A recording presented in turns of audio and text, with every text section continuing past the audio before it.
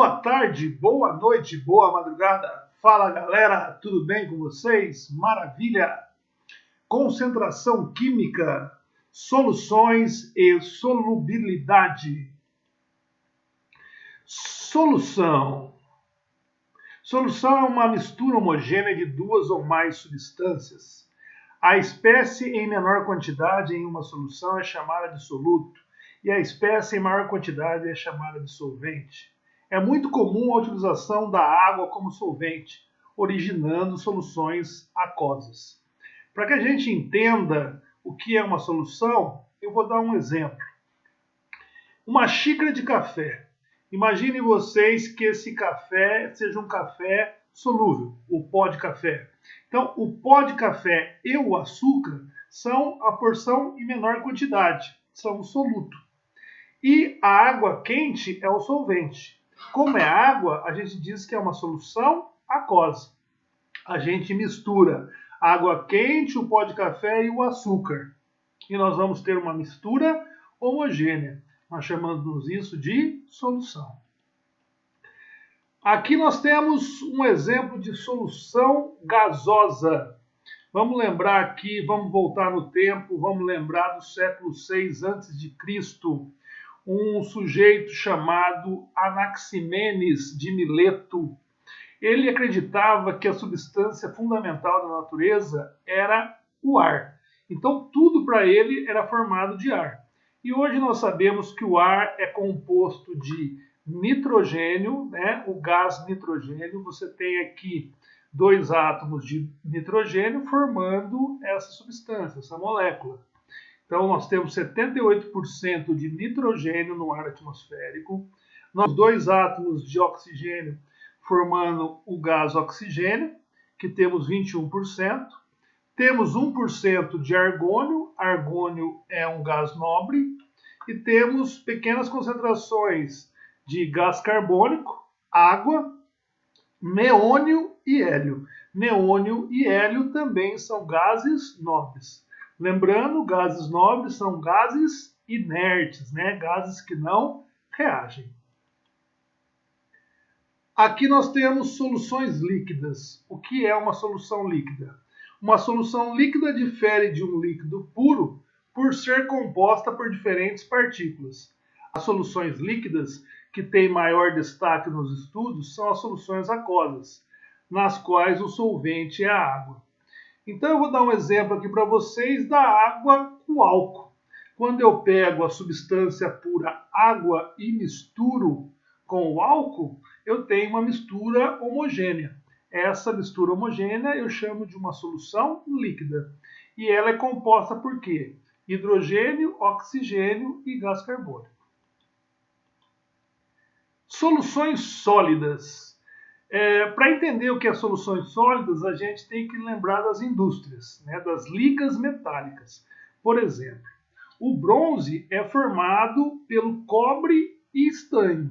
Eu misturo cobre e estanho, eu misturo o cobre e o estanho e tenho uma liga. Essa liga é o bronze.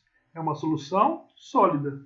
Um outro exemplo é quando eu misturo o cobre e o zinco. Cobre e zinco dá uma liga também, que é chamada de latão. Também é uma solução sólida. E temos aqui os semicondutores, de dois tipos, N e P. Vamos entender o que é isso. Galera, material condutor. O que é um material condutor? É aquele que apresenta relativa facilidade ao fluxo de cargas. Que tipo de cargas? Elétrons.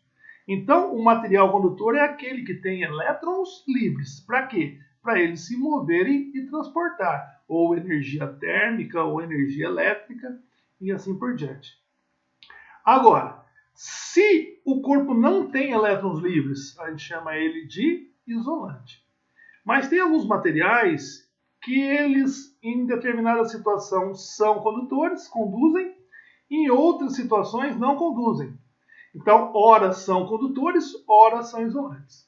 Ah, existe isso, professor? Existe. Vou dar um exemplo para vocês. O silício e o germânio.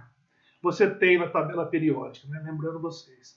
De um lado, do lado esquerdo da tabela, você tem os metais. Do lado direito, você tem os não metais. E entre os metais e os não metais, você tem os semimetais. O silício e o germano são dois semimetais. E eles, a temperatura ambiente, por exemplo, 20 graus Celsius, eles são condutores, eles conduzem. Eles têm elétrons para fazer a condução, ou térmica ou elétrica.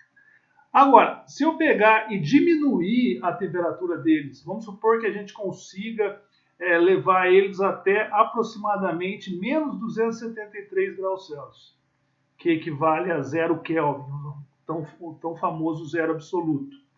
Lá, um material, por exemplo, formado de silício, ele fica estável. Então, naquela situação, ele passa a ser um isolante. Aí você percebe que na temperatura ambiente ele conduz. E em temperaturas muito baixas, próximas do zero absoluto, do 0 Kelvin, ele passa a ser um isolante. Ele para de conduzir. A não ser que, vou mostrar para vocês aqui, alguns elementos da tabela periódica. Vocês sabem que na tabela periódica nós temos as famílias. Então aqui você tem família 3A, que tem o boro, o alumínio, o galho e o índio. Eles são trivalentes. Por que trivalentes? Tem 3 elétrons na última camada.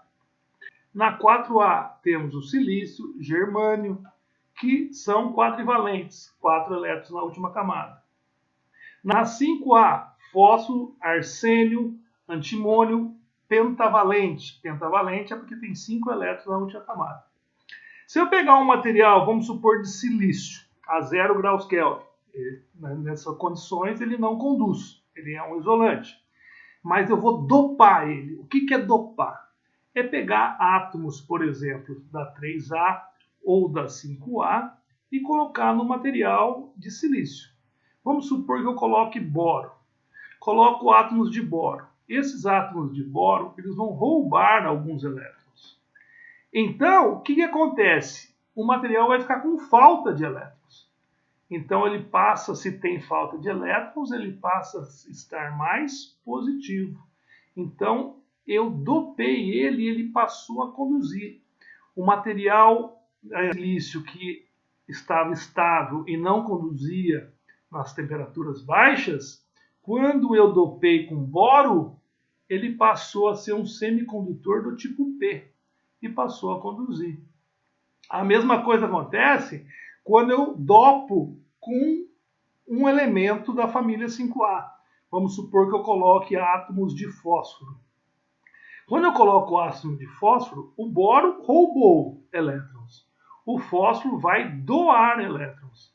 Quando o fósforo doa elétrons, aí o elemento, o material, ele fica mais eletronegativo. Então ele passa a ser do tipo N. Né? Então, quando eu dopo com a família 3A, o material passa a ser um condutor do tipo P. E quando eu dopo com elementos da família 5A, o material que estava estável isolante passa a conduzir e ser um semicondutor do tipo N. Maravilha, galera? Essa parte aqui é uma parte mais aprofundada da aula, né? Sobre semicondutores. O que é interessante você lembrar? Que semicondutores, em algumas condições, conduz e em outras condições não conduz. Ou seja, em algumas condições ele é um condutor, em outras condições ele é isolante. Ok? Solubilidade de líquidos em líquidos. Agora aqui nós vamos misturar alguns líquidos. Quando eu pego benzeno C6H6 e coloco junto com cloreto de carbono CCl4, eu passo a ter uma mistura homogênea, ou seja, uma solução. Por quê? Porque benzeno e tetracloro de carbono, eles são solúveis um com o outro. Se eu pegar etanol e água, também consigo ter uma solução, uma mistura homogênea. Por quê? porque também são solúveis.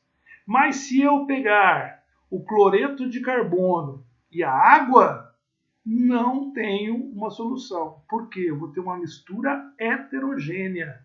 Por que acontece isso, professor? Porque são solúveis quando a molécula é apolar com molécula apolar. Molécula polar com molécula polar.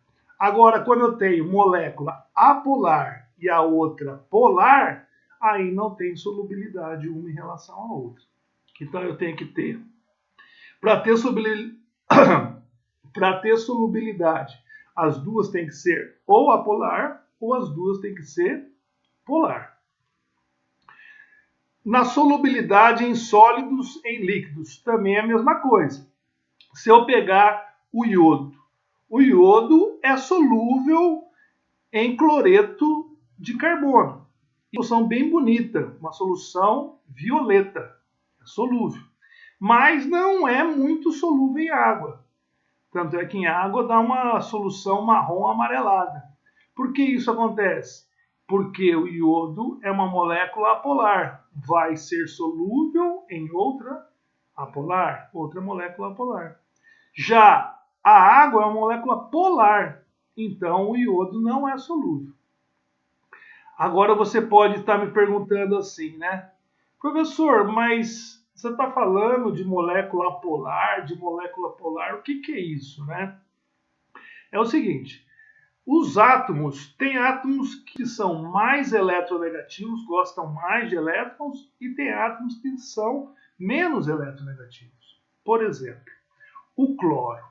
O cloro, ele é mais eletronegativo que o sódio, ele gosta mais de elétrons.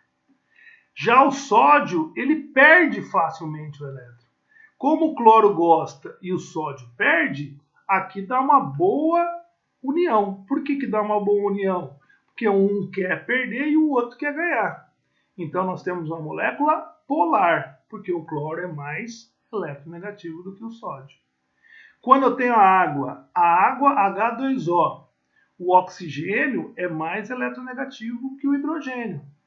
Então, o oxigênio ele quer ganhar e o hidrogênio quer ganhar também. Só que o hidrogênio ele compartilha o elétron dele com o oxigênio, embora o oxigênio seja mais eletronegativo. Também é uma molécula polar. Então, quando eu pego água e sal, todo mundo sabe que água e sal, o sal se dissolve na água. Todo mundo sabe disso, que o sal é solúvel em água. Mas, por exemplo, se eu pegar o sal e colocar na gasolina, quem não fez isso faz. Pega sal e joga na gasolina. Você vai ver que não vai misturar, vai ter uma mistura heterogênea. Não é uma solução. Por quê? Porque a gasolina é um composto orgânico, né? Hidrocarbonetos, que é uma molécula apolar. E o sal não é solúvel em gasolina, mas é solúvel em água. Quer um contra-exemplo? A graxa. Você suja a mão de graxa. Aí você vai lavar a mão na água, não sai de jeito nenhum. Por quê? A graxa não é solúvel em água. A graxa é apolar e a água é polar. Agora, você pega a mão cheia de graxa sua, né? Sujou tudo a mão de graxa. Vai, pega querosene, gasolina. Você consegue limpar. Por quê? Porque a graxa é solúvel na gasolina. Porque a graxa é uma molécula apolar e a gasolina também. Ok? Bom, pessoal, agora nós vamos para, digamos, a segunda parte da aula, que é concentração química. A gente está falando de água com sal aqui, né? Então, por exemplo, eu tenho água com sal. Se eu quiser saber quanto de sal eu tenho nessa solução de água com sal, eu estou querendo calcular o quê? A concentração. Eu quero calcular a concentração de sal nessa solução aquosa. Por que solução aquosa? Porque é uma solução com o solvente água. Então, quanto de sal tem nessa solução aquosa? Isso se chama concentração. A concentração, em qualquer unidade, é válida para qualquer quantidade da solução, independente da massa e do volume. O que eu quero dizer com isso? Olha, Eu posso ter concentração em gramas por litro, escrevo assim, grama barra litro, litro maiúsculo, ou grama ponto litro a menos 1. Escrever assim ou assado é a mesma coisa, fica a gosto do freguês, né? Eu posso calcular minha concentração em gramas por litro ou em mols por litro, que pode ser escrito assim também. Mas qual é a diferença, professor? Essa é a concentração normal, que a gente estava falando da água com sal lá, quanto de sal tem na água. E essa a gente chama de concentração molar. O que é uma concentração molar? Muito bem. Entenda aqui comigo. Mol eu costumo chamar que é um amontoado, né? Uma pilha. Se eu tiver um amontoado de livros, uma pilha de livros, eu tenho um mol, né? A origem da palavra é essa, amontoado, pilha. Mas eu gosto de falar que mol é um pacote, né? Uma dúzia, não são 12 unidades? Sei lá, uma dúzia de bananas, 12 bananas. Um mol de bananas. Quanto que é um mol de bananas? Muita banana. Quanta banana? 6,02 vezes 10 a 23 bananas. Ou seja, o mol é um pacotão de 6,02 vezes 10 a 23 unidades. No caso, que a gente chama essas unidades de partículas. O que são partículas? A gente pode chamar de átomos, né? A matéria é feita de átomos.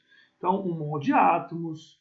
Se eu pegar um átomo e juntar com outro, eu tenho uma molécula. Então, eu posso ter um mol de moléculas. Eu posso ter um mol de elétrons, um mol de íons, né? O íon é quando você pega um átomo ou uma molécula e tira elétron dele ou dá elétron para ele, né? Se eu pegar um átomo e roubar um elétron dele, ele passa a ser um íon. Se eu pegar um átomo e der elétron para eles, ele passa a ser um íon também. Então, um mol é um pacotão. Então, eu posso calcular a concentração através da quantidade de soluto pela solução toda, ou através da concentração molar, que é um pacotão. Um pacotão do quê? De átomos, de moléculas, de íons, de elétrons e assim por diante. Um exemplo aqui para vocês. Então vamos lá, galera. Agora a gente vai começar a fazer conta, né? E nós vamos fazer conta de uma maneira mais simples possível. Então vamos lá. Ó. Uma porção de 100 ml de água do mar contém 2,7 gramas de cloreto de sódio. Qual a concentração em mol por litro de cloreto de sódio, NaCl, no oceano? Percebam que ele está pedindo a concentração molar. Mas antes de calcular a concentração molar, vamos calcular a concentração normal. Concentração de soluto em uma solução. Então vamos aqui, ó. E ó, perceba que ele quer em litros, né? Litros. E aqui está dando ml. Então eu pergunto para vocês, 1 litro tem quantos ml? 1 litro é igual a 1000 ml, não é isso? Se 1 litro é igual a 1000 ml, 100 ml é igual a 0,1 litros. Como assim, professor?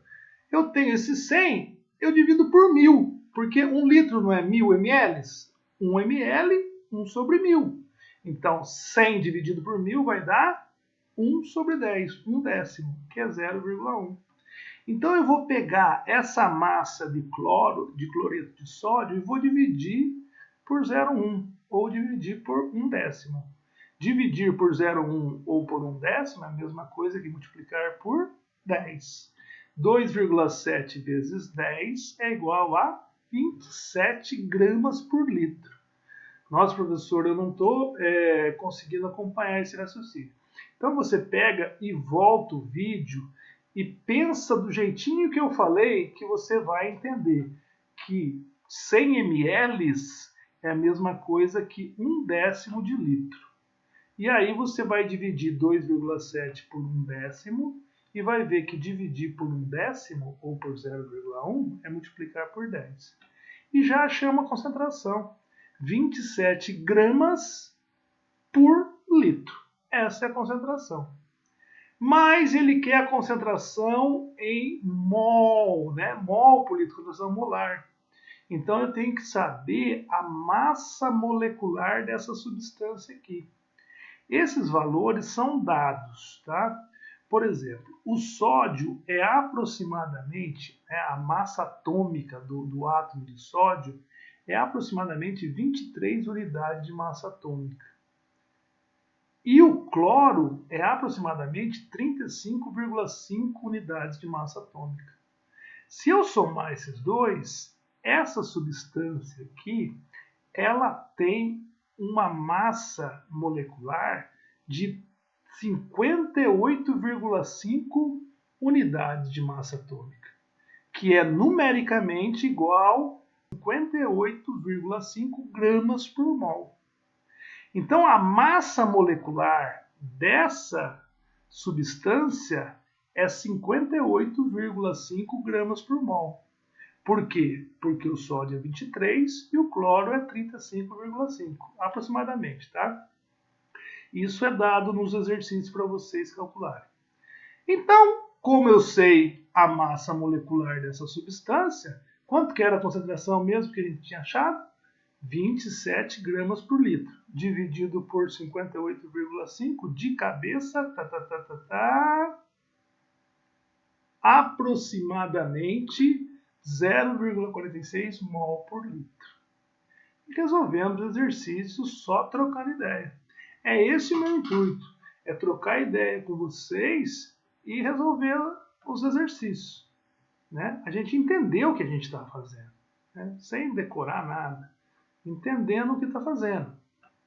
Então, vamos recapitular aqui? Vamos lá, ó. 100 ml. Bom, 1 litro, 1000 ml. Eu pego e divido esse 100 por 1000 para achar o valor em litro, o correspondente em litro. Dá 1/10. Pego a massa de cloro, né, quantidade de soluto, e divido por 1/10. Dividir por 1/10 é multiplicar por 10. Chego já na concentração, 27 gramas por litro. Só que eu quero a concentração molar. Então eu tenho que saber a massa molar dessa substância. A massa molecular dessa substância. E aí o que eu faço? Pego 27, a concentração que eu tinha, e divido por 58,5. E chego na resposta. Ok? Qualquer coisa você volta essa explicação e tenta você fazer todo esse processo na sua mente. Depois você vai e faz as continhas, ok? Olha, dever do lar, né? Lição de casa, aqui para você entender. O exercício 1, eu quero a concentração em gramas por litro. Então é só pegar a massa do soluto, 20, a massa, né, de sal, água com sal aqui. Eu pego, não sei se é água, não. Eu pego aqui o soluto, a massa do soluto, e divido pelo volume da solução. Já está prontinho, já sai. No 2, cloreto de sódio. Eu tenho a concentração, só que está em litros a concentração, tá vendo?